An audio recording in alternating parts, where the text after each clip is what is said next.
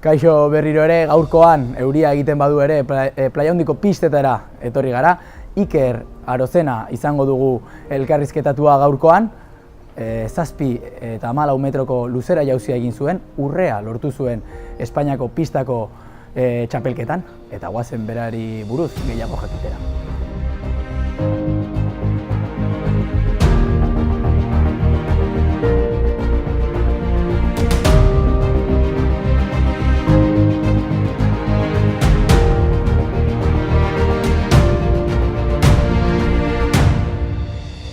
Bueno, Iker, ongi etorri, Castellonetik zatoz, ezta? Bai, hori da. Zer ibili zera Castellonen? Atletismoan entrenatzen, zehazki salto, luzea jauzia, eta Espainiako selekzioarekin egon duna izan kontzentratua.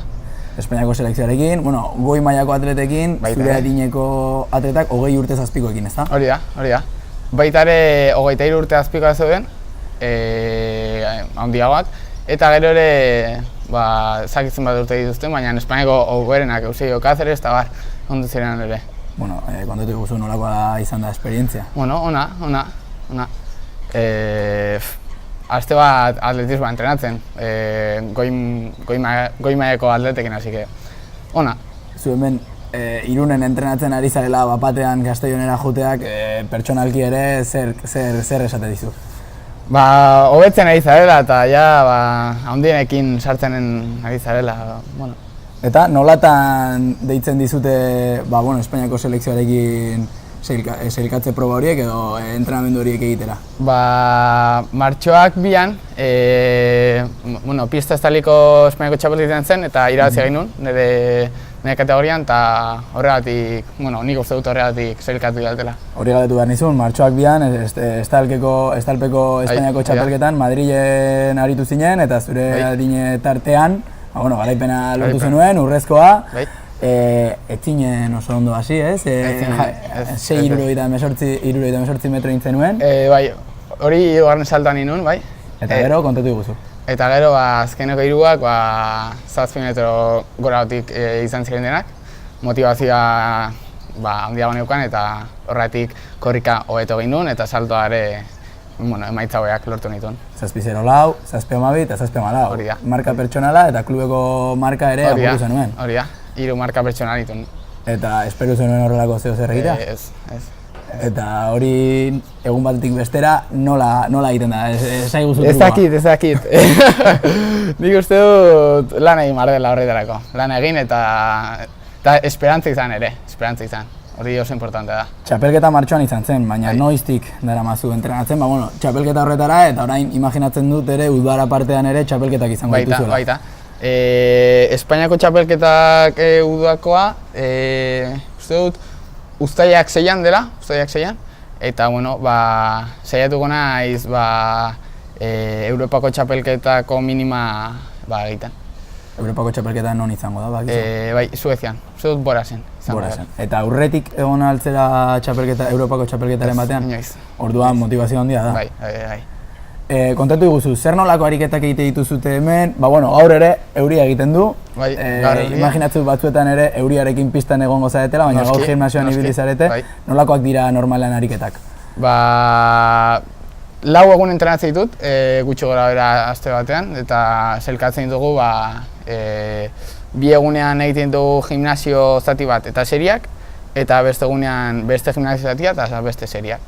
Eta gero ere teknikare sartzen dugu, eta horrelako gauzak. Zure proba luzera jauzia da. Bai.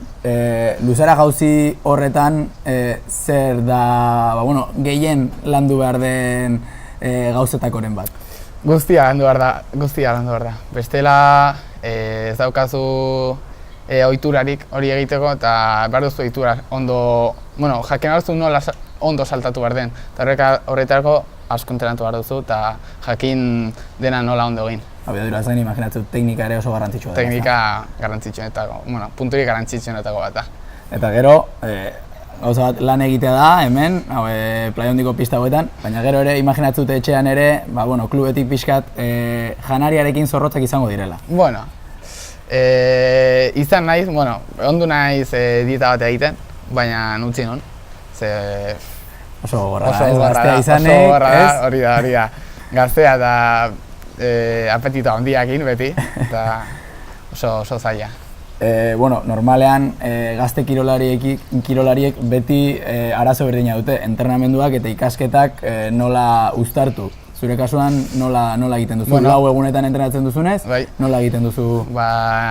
Saiatzen egiten ondo jutea, eta orain ondo doa, gutxo gora bera. Eta selekta daukat 2 hilabetetan, eta azkeneko ebaluazioa ere hilabete bat edo 2 aste eta biko, así que orain ikasi atope. Guztia antolatzea da. Bai, antolatu.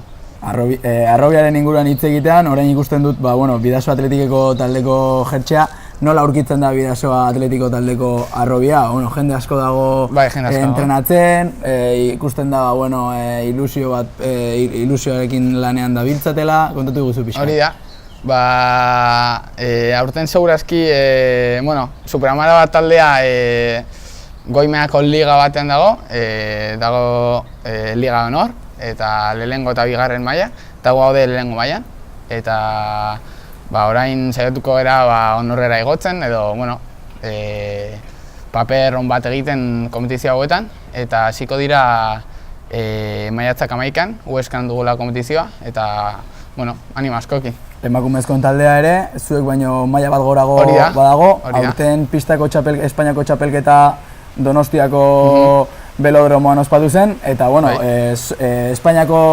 Espainia mailako 8 talde honenetarikoekin lehiatu ziren. Imaginatzen dut ere, Bidasoa Atletiko talderako ere hori oso garrantzitsua izan dela. Bai, emaitza honak ondo ezatzen dira, ondo hartzen ditugu. Zuentzat ere, atzetik datozen atleta horientzat ere pixkat inflexio puntua da, ez? Beraien gu han gaudelare eta zerbait handia egin aldugula. Hori da, mila esker gu jasotzagatik eta zorte hona hurrengo txapelketetan, eta hori, animo eta segi gogor. Hori, mila esker.